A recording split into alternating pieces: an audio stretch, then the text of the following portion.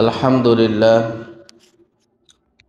আল্লাহ রব্বুল আলামিনের দরবারে লাখ কোটি শুকরিয়া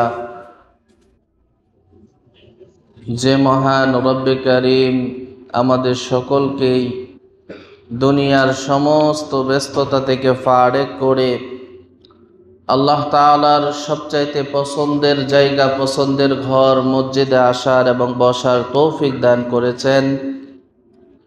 এই জন্য সকলেই কালিমাতুশ শুকুর আদায় করি বলে আলহামদুলিল্লাহ।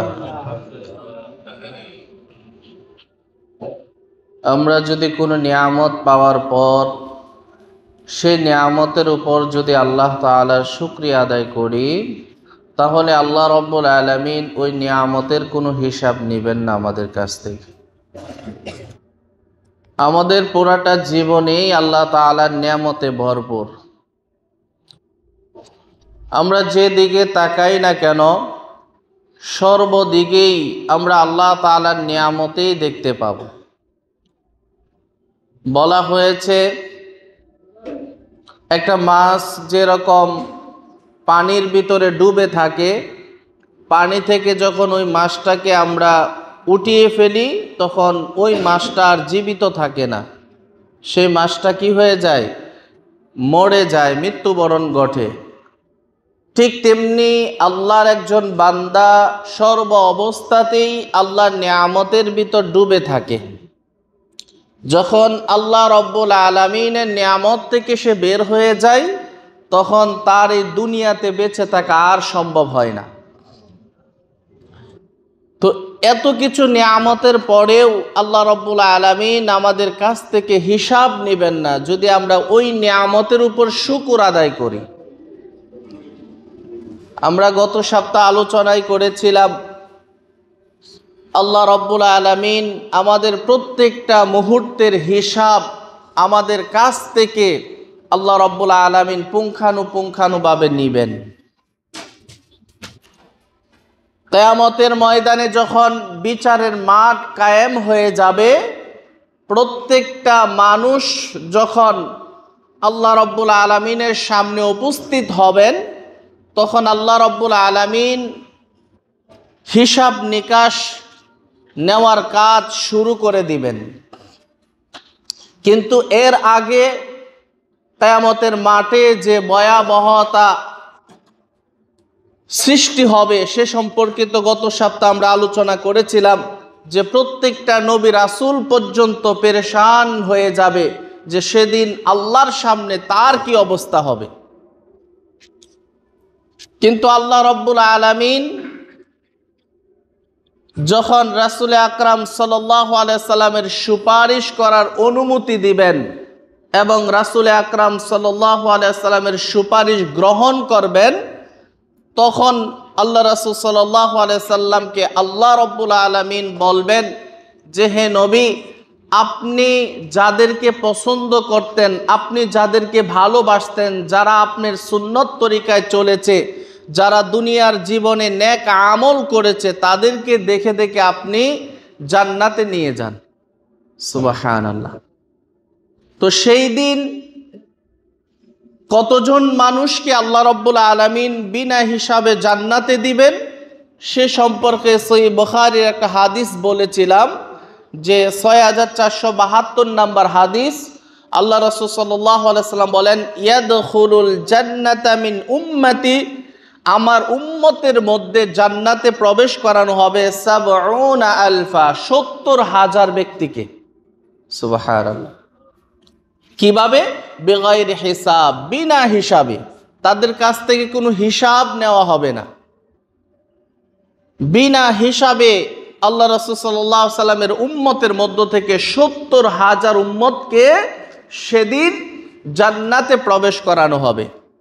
তো উমর রাদিয়াল্লাহু তাআলা আনহু বললেন যে, হে আল্লাহর রাসূল, আপনি আল্লাহর কাছে আর কিছু বাড়িয়ে দেওয়ার জন্য কি দরখাস্ত করেন নাই? তখন আল্লাহ রাসূল সাল্লাল্লাহু আলাইহি ওয়াসাল্লাম বলেন যে, আল্লাহ রব্বুল আলামিন এই ৭০,০০০-এর প্রতি হাজারের সাথে আরো ৭০,০০০ করে আল্লাহ রব্বুল আলামিন সেদিন আমার উম্মতের মধ্য থেকে জান্নাতে যাওয়ার জন্য আল্লাহ তাআলা অনুমতি দিয়ে দিবেন। সুবহানাল্লাহ। তাহলে 70 গুণন 70 যদি দেন তাহলে 490 কোটি উম্মতে মুহাম্মাদিকে আল্লাহ রাব্বুল আলামিন বিনা হিসাবে জান্নাতে যাওয়ার অনুমতি দিয়ে দিবেন। সুবহানাল্লাহ। আল্লাহ রাব্বুল আলামিন আমাদেরকেও ওই বিনা হিসাবে যারা রাসূলের উম্মতে জান্নাত যাবেন আল্লাহ ওদের অন্তর্ভুক্ত করে দেন। সকলে বলি আমিন। তো হিসাবের কার্য আল্লাহ রাব্বুল আলামিন সেদিন 4টা পদ্ধতিতে করবেন। আমরা গত সপ্তাহে আলোচনা করেছিলাম। 1 নাম্বার হচ্ছে কিছু লোককে আল্লাহ রাব্বুল আলামিন বিনা হিসাবে জান্নাত দিয়ে দিবেন। 2 নাম্বার পদ্ধতি হচ্ছে কিছু লোককে আল্লাহ রাব্বুল আলামিন বিনা হিসাবে জাহান্নামে দিয়ে দিবেন। এদের কাছ থেকে কোনো হিসাব নিকাশ নেওয়া হবে না। এদেরকে আল্লাহ রাব্বুল আলামিন বলবেন যে কিয়ামতের মাঠ থেকে সরিয়ে নিয়ে যাও। সেদিন কিভাবে বলবেন? সূরা ইয়াসিনের মধ্যে আছে ওয়ামতাজুল ইয়াউমা আইয়ুহাল মুজরিমুন, যে হে গুনাহগারের দলেরা, হে অপরাধীরা, তোমরা আলাদা হয়ে যাও। আল্লাহ রাব্বুল আলামিন যখন এই ঘোষণা দিবেন ওয়ামতাজুল ইয়াউমা আইয়ুহাল মুজরিমুন, যে হে অপরাধীরা তোমরা আমার নেক বান্দাদের থেকে আলাদা হয়ে যাও, তখন অটোমেটিকলি যারা দুনিয়াতে নেককার ছিল তারা এক কাতারে চলে যাবে, আর দুনিয়াতে যারা বদকার ছিল, যারা বেআমলদার ছিল, যারা আল্লাহর নাফরমানিতে লিপ্ত ছিল, ওই সমস্ত মানুষরা এক কাতারে চলে যাবে অটোমেটিক। আল্লাহ রাব্বুল আলামিন ধরে ধরে কাজ করানোর প্রয়োজন নাই। আল্লাহ রাব্বুল আলামিন কুন বলে যখন হুকুম দিবেন ফায়াকুনের মাথায় ওই কাজটা সম্পন্ন হয়ে যাবে। আমরা হয়তো অনেকেই মনে করছি সেদিন আমরা একটু চলচাতুরি করে যারা নেককার আছে ওদের কাতারে চলে যাব, এমনটা হয়তো অনেকে মনে করতেছে, তাই না? সেদিন সহজ হবে যাওয়া। দুনিয়ার জীবনে বাটপারি চিটারি চললেও কিয়ামতের ময়দানে আল্লাহর সাথে কোনো বাটপারি চিটারি চলবে না। সেদিন অপরাধীরা আলাদা হয়ে যাবে, নেককার বান্দারা আলাদা হয়ে যাবে। যারা অপরাধী হবেন, যারা দুনিয়ার জীবনে আল্লাহকে মানেন নাই, আল্লাহর সাথে শিরকে লিপ্ত ছিলেন, আল্লাহ রাব্বুল আলামিনের সাথে শরিক করেছেন এবং আল্লাহর হুকুম মতো চলে নাই, ওই সমস্ত ব্যক্তিদেরকে কিয়ামতের ময়দানে আল্লাহ বিনা হিসাবে জাহান্নামে দিয়ে দিবেন। নাউজুবিল্লাহ। আর আরেকটা প্রকার ব্যক্তি যারা আমাদের মুসলমানের মধ্যেই আছে, তাদেরকেও আল্লাহ রাব্বুল আলামিন বিনা হিসাবে জাহান্নামে দিয়ে দিবেন, কোনো হিসাব গ্রহণ করবেন না তাদের কাছ থেকে। ওই সমস্ত ব্যক্তিদেরকে কোরআনের ভাষায় বলা হয় মুরতাদ। কি বলে ভাই? মুরতাদ। মুরতাদ কাকে বলে? সে আল্লাহর উপর ঈমান এনেছে, সে রাসূল সাল্লাল্লাহু আলাইহি সাল্লামের উপরও ঈমান এনেছে, সে নামাজও পড়তো, সে এরকমভাবে রোজাও রাখতো, হজও করেছে। ওই সমস্ত ব্যক্তিদের মধ্য থেকে মুরতাদ তৈরি হয়। যেমন সে জীবনের প্রথম কালে আল্লাহর প্রত্যেকটা হুকুম মেনে চলার চেষ্টা করেছে, কিন্তু জীবনের এক পর্যায়ে গিয়ে সে আল্লাহ রাব্বুল আলামিনের কোনো হারামকে সে হারাম মনে করে নাই, সে হালাল মনে করে সে ওইটার ভিতরে লিপ্ত ছিল। সে নামাজ পড়তো, কিন্তু আল্লাহর একটা হারাম বিধানকে সে হারাম বলে মেনে নেয় নাই। সে ওই হারামটাই নিজের উপর জায়েজ করে হালাল করে সে ওইটার মধ্যে যখন সে নিমজ্জিত থাকবে, ওই ব্যক্তিকেই মুরতাদ বলে। উদাহরণ দিলে বুঝবেন। যেমন মনে করেন সুদ খাওয়া কি হারাম? বলেন না, সুদ খাওয়া কি হারাম? জুয়া খেলা কি হারাম? ঘুষ খাওয়া কি হারাম? গান বাজনা শোনা কি হারাম? মিথ্যা বলা কি হারাম? জুলুম করা কি হারাম? এই হারাম বিষয়গুলো যখন কোনো মুসলমান নিজের উপর হালাল বানায় নেয়, নিজের উপর কি বানায় নেয়? হালাল বানায় নেয়। যেমন যারা সুদের মধ্যে নিমজ্জিত আছে, তারা আল্লাহকে বিশ্বাস করে, কিন্তু তাদের সামনে যখন সুদের কথা বলা হয় তারা বলে যে আমি এটা সুদ খাই না, মুনাফা খাই, ব্যবসা করি। যারা জুয়ার মধ্যে লিপ্ত আছে তাদেরকে যদি বলি ভাই জুয়া খেলিয়েন না, তারা কষ্ট পায়। তারা বলে আমারটা আমি খেলবো, তোমার কি, আমার হিসাব আমি দিব। এরকম আছে না কিছু লোক? যারা ঘুষ খায়, যদি বলি ভাই ঘুষ খায়েন না, হারাম, সে বলবে আমি ঘুষ খাই না, আমি কি নেই, বকশিস নেই, হাদিয়া নেই। বলেন বকশিস আর ঘুষ আর হাদিয়া এক? তাহলে সুদ হারাম জেনেও যে মুসলমান এটার সাথে সম্পর্ক রাখবে, জুয়া হারাম জেনেও যে মুসলমান এটার সাথে সম্পর্ক রাখবে, ঘুষ হারাম জেনেও যে মুসলমান এটার সাথে সম্পর্ক রাখবে, গান বাজনা হারাম জেনেও যে মুসলমান এই হারামের সাথে সম্পর্ক রাখবে, পরকীয়া হারাম জেনেও যারা পরকীয়ায় লিপ্ত থাকবে, ওই সমস্ত মুসলমানদেরকেই মুরতাদ বলে।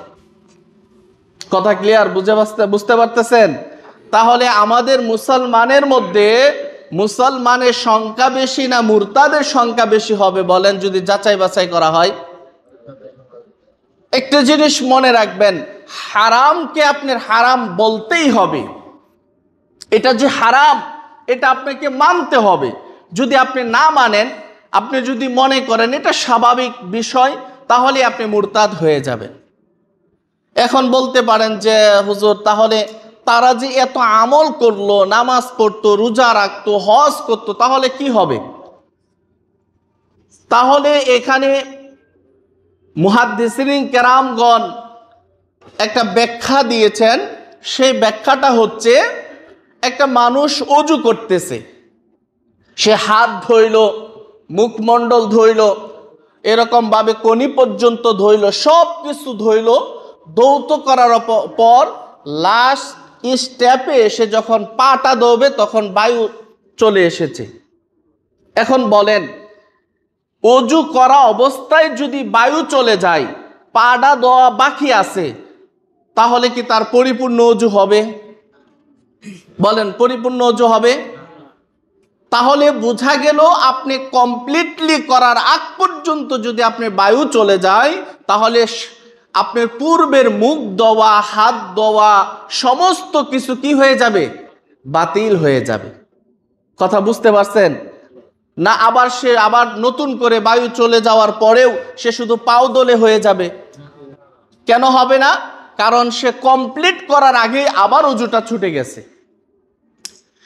ঠিক তেমনি কোনো মুসলমান নামাজ পড়লো, রোজা রাখলো, হজ করলো, সব কিছু করার পর মৃত্যুর আগে সে হারামের সাথে সম্পর্কিত হয়ে মৃত্যুবরণ করলো, তাহলে ওই অজু পূর্ণ করার আগে বায়ু চলে গেলে যেমন পূর্বের কাজগুলো বাতিল হয়ে যায়, ঠিক তেমনি মৃত্যুবরণ করার আগে আপনি যত নামাজ রোজা করেন, মৃত্যুর সময় যদি আপনি হারাম কাজের সাথে জড়িত হয়ে মৃত্যুবরণ করেন, তাহলে আপনার পূর্বের সমস্ত নেক আমলগুলো মুছে যাবে, নষ্ট হয়ে যাবে, ধ্বংস হয়ে যাবে, বাতিল হয়ে যাবে। কথা বুঝে আসছে ভাই? তো ওই সমস্ত ব্যক্তিদেরকে আল্লাহ রাব্বুল আলামিন কিয়ামতের ময়দানে বিনা হিসাবে জাহান্নাম দিয়ে দিবেন। এখন আসেন তৃতীয় নাম্বার পদ্ধতি হচ্ছে, আরেকটা বিচার আল্লাহ রাব্বুল আলামিন করবেন, যেটা বান্দার জন্য সহজভাবে আল্লাহ তাআলা নিবেন। আল্লাহ কিয়ামতের ময়দানে কিছু লোক আছে, তাদের হিসাবকে আল্লাহ তাআলা সহজ করে দিবেন। হিসাব নিবেন, কিন্তু তার হিসাবটাকে কি করে দিবেন? সহজ করে দিবেন। তো যাদের হিসাব আল্লাহ রাব্বুল আলামিন সহজ করতে চাইবেন, হাদিসের মধ্যে আসছে ওই সমস্ত বান্দাদেরকে আল্লাহ রাব্বুল আলামিন এককভাবে ডাকবেন। আর প্রত্যেকটা মানুষকে আল্লাহ রাব্বুল আলামিন এককভাবে হিসাব নেবেন। এককভাবে হিসাব নেবেন, এই কথাটা আপনি পাবেন 19 নম্বর সূরা মরিয়মের 95 নম্বর আয়াতে। আল্লাহ রাব্বুল আলামিন বলেন যে ওয়াকুল্লুহুম আতিহি ইয়াউমাল কিয়ামাতি ফারদা। আল্লাহ রাব্বুল আলামিন কিয়ামতের ময়দানে ওয়াকুল্লুহুম আতিহি ইয়াউমাল কিয়ামাতি ফারদা, আল্লাহ তাআলা কিয়ামতের ময়দানে একজন একজন করে হিসাব নেবেন। কে বলছেন? আল্লাহ বলছেন। সূরা মরিয়মের 95 নম্বর আয়াত। আল্লাহ বলছেন আমি প্রত্যেকটা মানুষকে একজন একজন করে দাঁড় করিয়ে করে আমি জিজ্ঞেস করব, আমি হিসাব নিব। সুবহানাল্লাহ। আল্লাহ একবারের জন্য ধৈর্যহারা হবেন না, আল্লাহ কারো উপর জুলুমও করবেন না। তো যার হিসাবটা আল্লাহ রাব্বুল আলামিন সহজে নিতে চাইবেন, ওই ব্যক্তিকে আল্লাহ রাব্বুল আলামিন গোপনে ডাকবেন, একটা পর্দার আড়ালে নিয়ে ওই ব্যক্তিকে বলবেন, বান্দা তুমি দুনিয়ার জীবনে জীবিত অবস্থায় এই যে দেখো তুমি এই নেকি করেছ আর এই যে তোমার গুনাহ, এখন বলো তোমাকে কি করা উচিত। বান্দা দেখবে যে তার নেকির চেয়ে তার গুনার খাতা অনেক লম্বা হয়ে গেছে। সে আল্লাহর সামনে কেঁদে দিবেন, ক্রন্দনরত অবস্থায় বলবেন, হায় আল্লাহ, দুনিয়ার জীবনে বুঝতে পারি নাই, কিন্তু চেষ্টা করেছি আমার সাধ্য অনুযায়ী নেক আমল করার, কিন্তু আমি কখনো তোমার সাথে শিরিক করি নাই, আমি কখনো তোমার হারামকে হালাল বলি নাই আর হালালকে হারাম বলি নাই।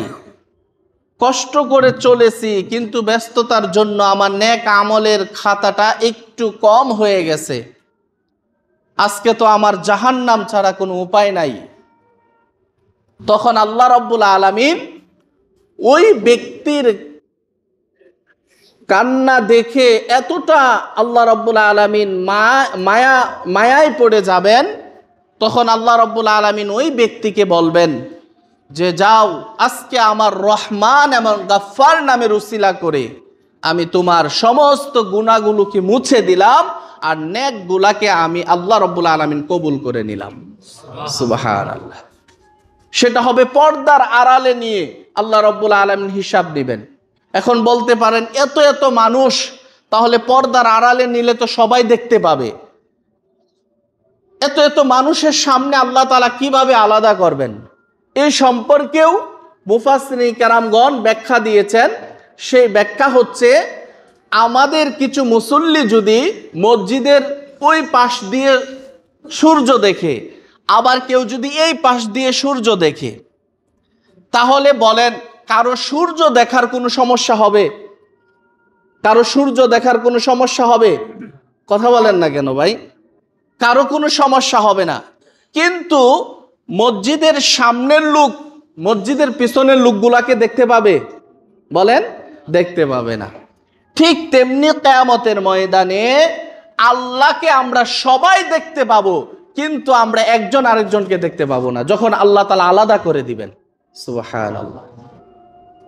যখন হিসাব শুরু করে দিবেন, তখন আমরা কেউ কাউকে দেখব না। কিন্তু কিয়ামতের মাঠে সূরা মাআরিজে ৭০ নম্বর সূরার মধ্যে আছে যে আল্লাহ রাব্বুল আলামিন প্রত্যেকটা মানুষকে কিয়ামতের ময়দানে তার বন্ধু বান্ধবের সাথে সাক্ষাৎ গঠাইবেন একটা সময়ে, কিন্তু পরবর্তী যখন আল্লাহ যাকে চাইবেন আলাদা করে হিসাব নিতে, তখন ওই বান্দাকে যখন আল্লাহ আলাদা করে দিবেন, তখন সবাই আল্লাহকে দেখতে পাইলেও একজন বান্দা আরেকজনকে দেখতে পাবে না। সুবহানাল্লাহ। এটাই আল্লাহ তাআলার কুদরত। তখন আল্লাহ রাব্বুল আলামিন ওই বান্দাকে বলবেন যে আজকে তোমার গুনাহগুলোকে আমি মাফ করে দিলাম আর নেকিগুলোকে আমি কবুল করে নিলাম, আর তোমাকে আজকে আমার হিসাবকে সহজ করে জান্নাতের জন্য কবুল করে নিলাম। সুবহানাল্লাহ। ওই ব্যক্তিগুলো কেমন হবে জানেন? দুনিয়ার জীবনে হাজার কষ্টে থাকার পরেও হারামে হাত বাড়ায় নাই, দুনিয়ার জীবনে কষ্ট করার পরেও পরকীয়ার সাথে জড়িয়ে যায় নাই, বিভিন্ন নেশার সাথে জড়িয়ে যায় নাই, জুয়ার সাথে জড়িয়ে যায় নাই, এমন কোনো গুনার সাথে সে জড়িয়ে যায় নাই যেটা আল্লাহ সরাসরি তার উপর নারাজ হবে, এমন কোনো গুনার সাথে জড়িয়ে যায় নাই। কিন্তু সে গরিব হওয়ার কারণে একটু নেক আমল কম করত, কারণ তার ব্যস্ততা বেশি ছিল, তার সংসার বড় ছিল, দুনিয়ার দিকে একটু বেশি ঝুঁকে গিয়েছিল, কিন্তু সে সময় মতো অন্ততকে ৫ ওয়াক্ত নামাজটা আদায় করত। ওই সমস্ত ব্যক্তিদেরকে আল্লাহ রাব্বুল আলামিন হিসাবটা সহজ করবেন।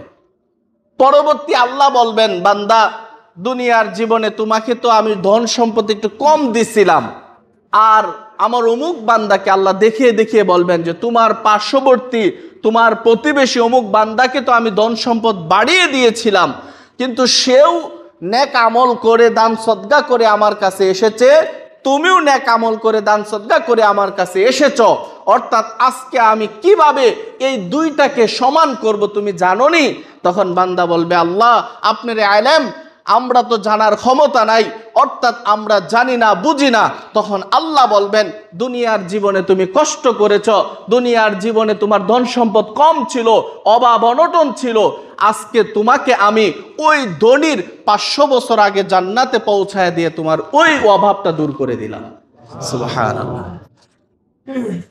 রাসূল সাল্লাল্লাহু আলাইহি সাল্লামের একটা সহিহ হাদিসের মধ্যে আসছে যে গরিব মানুষ যদি নেককার হয় আর ধনী মানুষটাও যদি নেককার হয়, তাহলে আল্লাহ রাব্বুল আলামিন ধনী ব্যক্তির চাইতে গরিব মানুষকে 500 বছর আগে জান্নাতে পৌঁছায়া দিবেন। সুবহানাল্লাহ। কারণ গরিব মানুষ সে তার ফ্যামিলির জন্য সারাটা দিন পরিশ্রম করেছে, ইবাদত একটু কম হয়েছে, দান সদকা ঠিক মতো করতে পারে নাই, কিন্তু বড়লোক যিনি ছিলেন, ধন সম্পদ তো আল্লাহই দেয়। কি বলেন? ধন সম্পদ কে দেয়? আল্লাহই দেয়। আল্লাহ কি পারতেন না আপনাকে আমাকে একজন প্রধানমন্ত্রীর ঘরে জন্ম দিতে? আল্লাহ পারতেন না? কিন্তু আল্লাহ আমাদেরকে গরিব ঘরে জন্ম দিছেন, তাকে প্রধানমন্ত্রীর ঘরে জন্ম দিছেন, তাকে বাদশার ঘরে জন্ম দিছেন, তাকে জমিদারের ঘরে জন্ম দিছেন। সে ধন সম্পদের জন্য কিছু নেক আমল বেশি করেছে, কিন্তু আমরা গরিব হওয়ার কারণে দুনিয়ার জীবনে কষ্টটা বেশি করেছি, কিন্তু নেক আমল ছাড়ি নাই, আল্লাহকে ভুলি নাই, রাসূলকে ভুলি নাই। তাহলে দুইজনের নেক আমল যদি সমান হয়, একজন তো কষ্ট করে আমল করছে, আরেকজন তো সে বাবার টাকা আছে বসে বসে আমল করছে, তাহলে দুইটা কি সমান? দুইটা সমান যাতে না হয়, কারো উপর যাতে বেইনসাফ না হয়, আল্লাহ ধনীর 500 বছর আগে গরিবকে জান্নাতে দিয়ে দুনিয়ার কষ্টটা আল্লাহ তাআলা সমান করে দিবেন। সুবহানাল্লাহ। এই জন্য ভাইয়ের আমার, যাদের হিসাব আল্লাহ তাআলা সহজ করে নেবেন, ওই সমস্ত ব্যক্তিদের কতই না খুশ নসিব, তাদের তকদির কতই না ভালো। আরেকজন ব্যক্তিকে আল্লাহ রাব্বুল আলামিন বলবেন, সে বনি ইসরাইলের এক ব্যক্তি ছিল, 500 বছর ইবাদত করেছে আল্লাহ তাআলার। তো ওই ব্যক্তিকে আল্লাহ রাব্বুল আলামিন কিয়ামতের ময়দানে আনবেন, এনে বলবেন যে আজকে তোমার নেক আমলগুলো আমি কবুল করে নিলাম এবং আমার রহমতে, আমার দয়ায় তুমি জান্নাতে পৌঁছে যাও। তখন ওই ব্যক্তি বলবে, আল্লাহ আমার 500 বছর ইবাদত যদি কবুল হয়, তাহলে আপনার দয়ার কি দরকার? আমার ইবাদত দিয়ে তো আমি জান্নাতে যাইতে পারি। ওই ব্যক্তি বলবে। তখন আল্লাহ রাব্বুল আলামিন বলবেন, ঠিক আছে, জাহান্নামের ফেরেশতাদেরকে বলবেন তাকে একটু জাহান্নামের একটু দূরত্ব রাস্তা দিয়ে একটু ঘোরায় নিয়ে আসো। ওই ব্যক্তিকে ফেরেশতারা ধরে যখন, আমি হাদিসের কথা শোনাচ্ছি ভাই, ওই ব্যক্তিকে ধরে যখন ফেরেশতারা জাহান্নামের কিছু দূর দিয়ে একটু নিয়ে যেতে শুরু করবেন, এমতো অবস্থায় জাহান্নামের একটা ধোঁয়া, জাহান্নামের একটা বাতাস তার চেহারার মধ্যে এসে লাগবে, লাগার সাথে সাথে সে পানির পিপাসায় এতটা তৃষ্ণার্ত হয়ে যাবে যে তার জীবন যায় যায় অবস্থা হয়ে যাবে। সে এরকম ভাবে যাইতে শুরু করবে, ফেরেশতাদেরকে বলবে, ভাই আমার জান্নাত জাহান্নাম ফয়সালা পরে হোক, আগে আমাকে এক গ্লাস পানি দাও। তখন আল্লাহর কুদরতে, আল্লাহর হুকুমে একজন ফেরেশতা তার সামনে এক গ্লাস পানি নিয়ে হাজির হবেন। পানি নিয়ে হাজির হওয়ার পর ওই ব্যক্তি বলবে, ভাই আজকে এই পানিটা তুমি আমাকে দাও, আমি খাই অন্ততপক্ষে আমার জীবনটা কিছুটা হলেও আমি শান্ত করি, আমার মনটা দিলটা শান্ত করি। তখন ওই ফেরেশতা বলবে যে আমি পানি দিতে পারি, কিন্তু তোমার 500 বছর ইবাদত দেওয়া লাগবে আমাকে, কারণ কিয়ামতের ময়দানে তো টাকা পয়সা চলবে না ভাই, টাকা পয়সা চলবে ওইখানে সব অচল। দুনিয়ার থেকে এই মসজিদগুলাতে এসে রাতের অন্ধকারে দান সদকা করে আল্লাহর কদমে সেজদা দিয়ে যেটুকু নেক আমল আপনি করে নিয়ে যেতে পারবেন, এটাই আপনি চলার পুঁজি হবে কিয়ামতের ময়দানে। আপনি কয়টা বাড়ির মালিক, কয় লাখ টাকা ব্যাংকে আছে, কয়টা গাড়ির মালিক, সেগুলো আপনাকে প্রশ্নই করা হবে না। তো ওই ব্যক্তি বলবে, ভাই ঠিক আছে, তুমি নেক আমল নিয়ে যাও, অন্তত বুকে এক গ্লাস পানি দেও, আগে আমার কলিজাটা ঠান্ডা করি। তখন তার ওই 500 বছর ইবাদতের বিনিময়ে এক গ্লাস পানি তিনি কি করবেন? তিনি পান করবেন। পান করে যখন আল্লাহর সামনে আসবেন, আল্লাহ বলবেন, তোমার নেক আমল কই? এখন তো তোমার কোনো নেক আমল নাই, তুমি তো এর বিনিময়ে পানি পান করে আসছো, তাহলে এখন তোমার ফয়সালা কোথায় হবে? এবং আল্লাহ বলবেন যে আমার দুনিয়ার জীবনে তোমাকে আমি অক্সিজেন দান করেছি, আলো বাতাস দিয়েছি, তোমাকে জীবন দিয়েছি, রিজিক দিয়েছি, এগুলার কোনো হিসাবের দরকার নাই। দুনিয়ার জীবনে যত গ্লাস পানি খাইছো এর হিসাব দিয়ে আজকে আমার সামনে দিয়ে চলে যাও। সাথে সাথে ওই আল্লাহর প্রিয় বান্দাটা সেজদায় পড়ে যাবে আর বলবে, আল্লাহ আমার ভুল হয়েছে। কিয়ামতের ময়দানে আপনার দয়া ছাড়া কোনো নবী রাসূল পর্যন্ত বাঁচার কোনো ক্ষমতা রাখে না। সুবহানাল্লাহ। এই জন্য ভাইয়েরা আমার, দুনিয়ার জীবনে আমরা যা কিছু করি প্রত্যেকটা জিনিসের হিসাব আল্লাহ রাব্বুল আলামিন আমাদের কাছ থেকে দিবেন। আমাদের হিসাব আল্লাহর সামনে দিতে হবে। আমাদের জীবনটা আমরা কিভাবে কাটিয়েছি সে সম্পর্কে আল্লাহ জিজ্ঞাসিত করবেন। আল্লাহ রাব্বুল আলামিন বলেন, লিল্লাহি মা ফিস সামাওয়াতি ওয়া মা ফিল আরদ। সূরা বাকারার 284 নম্বর আয়াত। আল্লাহ বলেন, এই আসমান জমিন যা কিছু দেখো সব কিছুর মালিক আমি আল্লাহ। কে বলেন? আল্লাহ বলছেন, আসমান জমিনে তুমি যা কিছু দেখো সব কিছুর মালিক আল্লাহ। ওয়া ইন তুবদু মা ফি আনফুসিকুম আন তুখফু ইউহাসিবুকুম বিহিল্লাহ। এবং তোমরা নিজেদের মনের কথা প্রকাশ করো বা লুকিয়ে রাখো, আল্লাহ সব কিছুর হিসাব একদিন আল্লাহ তাআলা নেবেন। আপনি মনের ভিতরে যদি লুকিয়ে লুকিয়ে রাতের অন্ধকারে কোনো অন্যায় করেন, সেটারও হিসাব আল্লাহর কাছে দিতে হবে। আপনি লুকিয়ে লুকিয়ে যদি নেক আমল করেন, সেটারও প্রতিদান আল্লাহ আপনাকে দিবেন। প্রত্যেকটা হিসাব আল্লাহ রাব্বুল আলামিন, প্রত্যেকটা মুহূর্তের হিসাবগুলো আল্লাহ রাব্বুল আলামিন দিবেন।